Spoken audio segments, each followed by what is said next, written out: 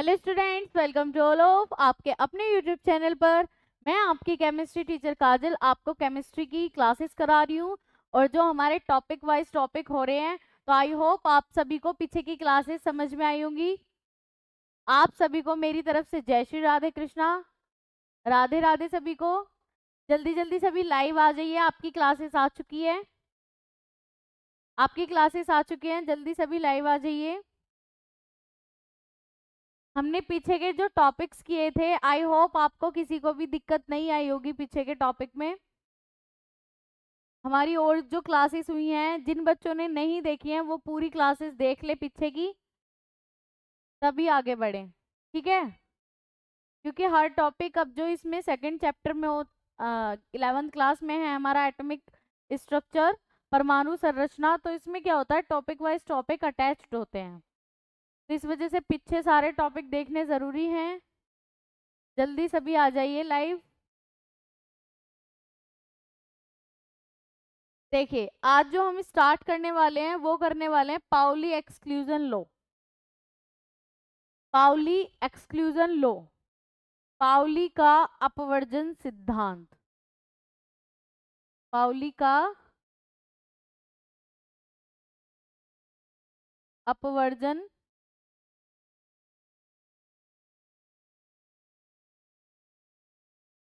सिद्धांत।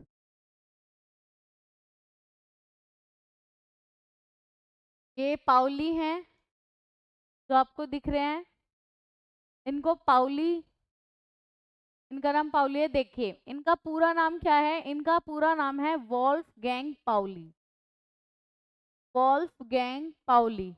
इन्होंने जो ये लॉ दिया था वो 1925 में दिया था।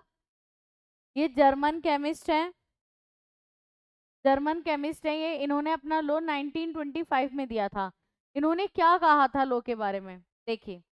इन्होंने बोला था कि अगर दो इलेक्ट्रॉन है, अभी हम कल के टॉपिक में क्वांटम नंबर पढ़ के आए हैं, उससे रिलेटेड क्वेश्चंस करके आए हैं, तो उसमें हमने एन एल एम एस की वैल्यूज निकाली हैं।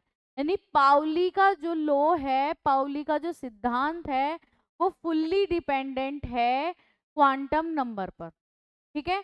पहले क्वांटम नंबर के बारे में बताया गया, फिर उसके बाद में पाउली ने अपना लो दिया था। इन्होंने क्या बोला था अपने नियम में, इन्होंने बोला था अगर कोई दो इलेक्ट्रॉन है, क्या है, दो इलेक्ट्रॉन है, तो दोनों इलेक्ट्रॉनों की एन एल एम एस की वैल्यू में से तीन वैल्यू तो सेम हो सकती हैं, लेकिन एक वैल्यू हमेशा डिफरेंट होगी।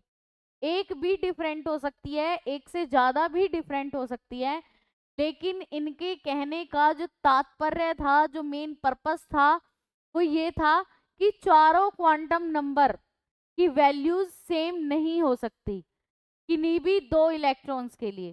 समझ में आया? किसी भी दो इलेक्ट्रॉन के लिए चारों क्वांटम नंबर की वैल्यूज सेम नहीं हो सकती, आइडेंटिकल नहीं हो सकती। अगर दो की सेम है तो दो की डिफरेंट होगी, अगर तीन की सेम है तो एक की जरूर डिफरेंट होगी, चाहे वो स्पिन हो या मैग्नेटिक। समझ में आया? आई होप ये बात समझ में आई। चलिए पढ़ लेते हैं क्या कह रहा है ये। नंबर, तो two electron with in a particular atom can have identical quantum number. If two electrons do occupy the same orbital, they must have opposite spin. ये कह रहा है अगर उनके ऑर्बिटल भी सेम हो जाते हैं, अगर उनके ऑर्बिटल भी सेम हो जाते हैं, तो भी उनकी स्पिन में, तो दो इलेक्ट्रॉनों की स्पिन में तो स्पिन जरूर डिफरेंट आएगी। कैसे? अगर पहले इलेक्ट्रॉन के लिए प्लस हाफ है, तो दूसरे इलेक्ट्रॉन के लिए माइनस हाफ जरूर होगी, माइनस हाफ जरूर होगी, ठीक है। ठीक है, जैसे ये है हमारा एग्जाम्पल, ये किसका एग्जाम्पल है, ये एग्जाम्पल है 7n14 का, यानी नाइट्रोजन का है। नाइट्रोजन का क्या होता है, 7 होते हैं, तो इसमें कैसे फिल होते हैं, इसमें फिल होते हैं 1s2, 2s2, 2p3, 2p3, इसमें ऐसे फिल होते हैं। देखो कितने इलेक्ट्रॉन्स हो गए, दो और दो चार और तीन सात, यानी कि 7 इलेक्ट्रॉन हो गए। साथ ही यहाँ पे दे रखे हैं। ये कैसे आते हैं उसके लिए आपको देखना पड़ेगा ऑफ-बाउ लॉ, तो उस लॉ को जरूर देख के आइएगा। ये हमने पढ़ा दिया है, तो इस लॉ को आप जरूर देख के आइएगा कि 1s2 2s2 2p3 इनका क्या पैटर्न होता है, क्या फिल करने का पैटर्न होता है, किसमें कितने इलेक्ट्रॉन आ सकते हैं।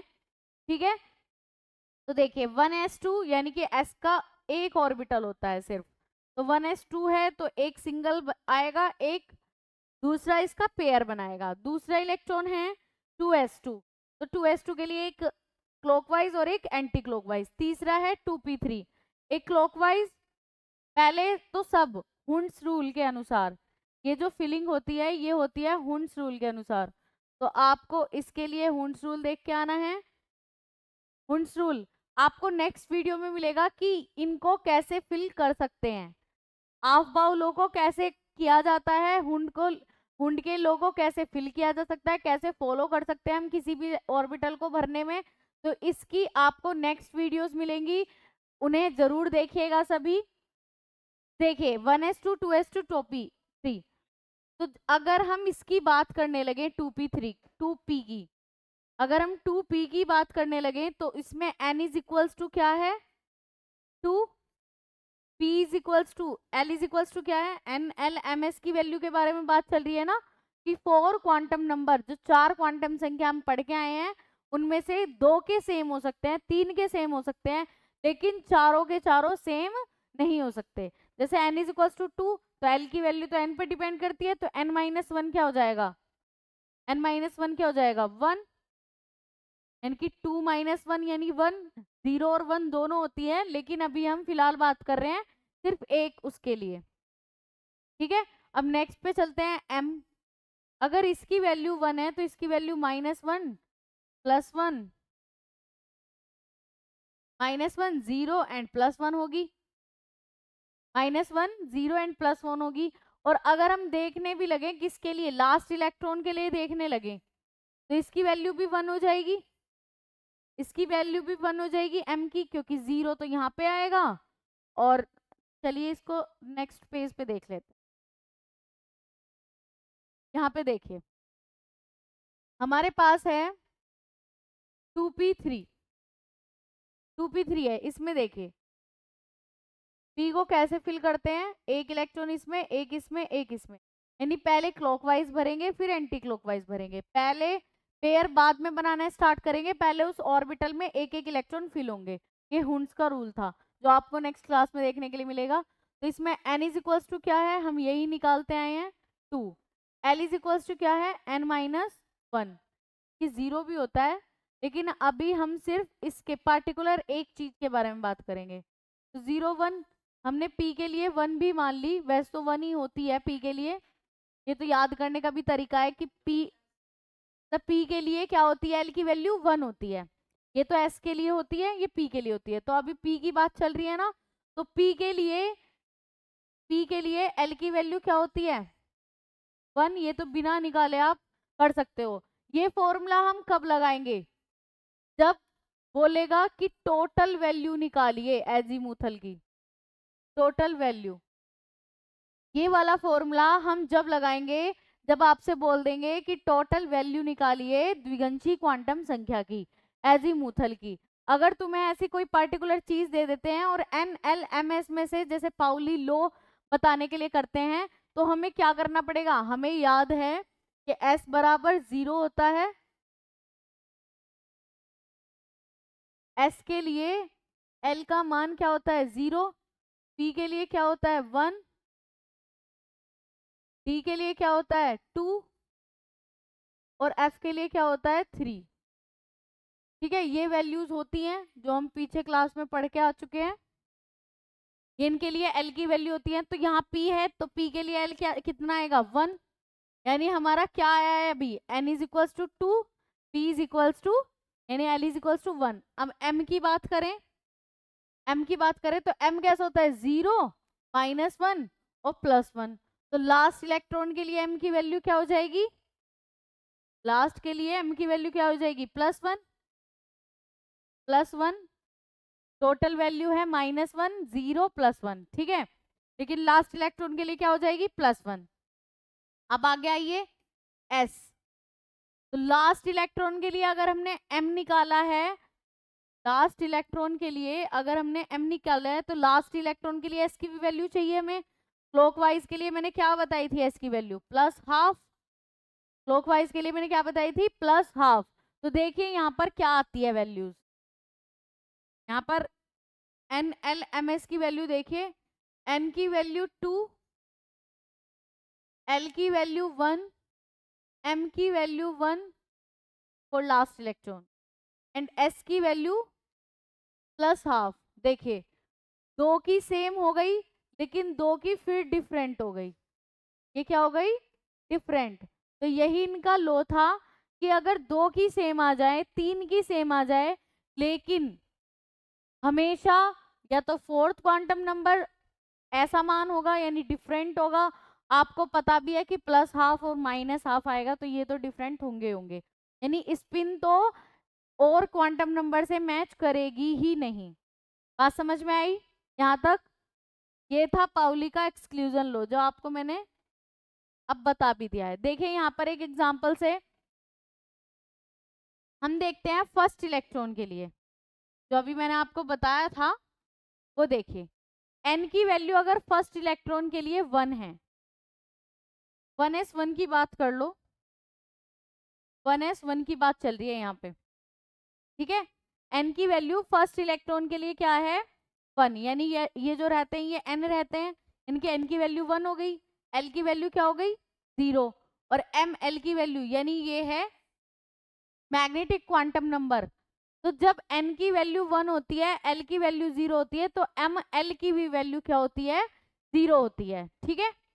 इसकी भी वैल्यू क्या होती है 0, क्योंकि ये फुल्ली डिपेंडेंट किस पे है, l पर, क्योंकि l की वैल्यू क्या होती है -L2 + l, तो जब l 0 हो जाता है तो m भी 0 हो जाता है। लेकिन फर्स्ट इलेक्ट्रॉन के लिए स्पिन क्या आएगी, +½ अब सेकंड देखिए, सेकंड इलेक्ट्रॉन 1s2 की बात करें, इसके लिए सेकंड इलेक्ट्रॉन, तो n बराबर क्या है 1, और l बराबर क्या आएगा, s के लिए तो l की वैल्यू 0 आती है, ml क्या आएगा, जब l 0 तो m भी 0। लेकिन सेकंड इलेक्ट्रॉन के लिए, पहला इलेक्ट्रॉन तो ये है, सेकंड इलेक्ट्रॉन ये है, इसके लिए +½ और इसके लिए -½ जो आपका यहाँ पे शो किया गया है। अब आपको दिख रहा होगा n की वैल्यू सेम हो सकती है, l की वैल्यू सेम हो सकती है, ml की वैल्यू सेम हो सकती है, लेकिन ms की वैल्यू 2 इलेक्ट्रॉनों में हमेशा क्या होती है, डिफरेंट होती है, हमेशा क्या होती है, डिफरेंट होती है। बात समझ में आई? ये 2 इलेक्ट्रॉन्स के बीच कंपैरिजन चलेगा, 2 इलेक्ट्रॉन्स के बीच कंपैरिजन चलेगा। आई होप यहाँ तक बात आपको क्लियर है। जैसे हमारा पिछला भी एग्जांपल है, देखिए ये आया है लास्ट इलेक्ट्रॉन के लिए, लास्ट के लिए अगर इससे पहले वाले के लिए बात करोगे, इससे पहले वाले के लिए बात करोगे, तो n की वैल्यू क्या आएगी, n की वैल्यू तो वही रहेगी 2। इस इलेक्ट्रॉन के लिए बात करो, अभी तो हमने इसके लिए करी, फिर इसके लिए करो, n की वैल्यू क्या आएगी इसके लिए 2, l की वैल्यू क्या आएगी इसके लिए 1, ml की वैल्यू क्या आएगी इसके लिए 0, और s की वैल्यू क्या आएगी इसके लिए +½ अब यहाँ देखो 2 इलेक्ट्रॉन्स के बीच कंपैरिजन कर लिया हमने, ये कंपैरिजन से क्या आया, n की वैल्यू 2 है सेम, l की वैल्यू सेम है, s की वैल्यू सेम है, लेकिन यहाँ पर किसकी डिफरेंट हो गई है, यहाँ पर डिफरेंट किसकी हो गई है, ml की। यानी 2 इलेक्ट्रॉन के बीच जब हम कंपैरिजन करते हैं तो हमारा NLMS में से अगर 3 वैल्यू सेम आ जाती है तो एक वैल्यू तो हमेशा डिफरेंट आएगी। यहाँ तक बात क्लियर है आप सभी को? यहाँ पर हमने 2 इलेक्ट्रॉनों का बीच कंपैरिजन कर दिया है, जो पाउली ने बोला था।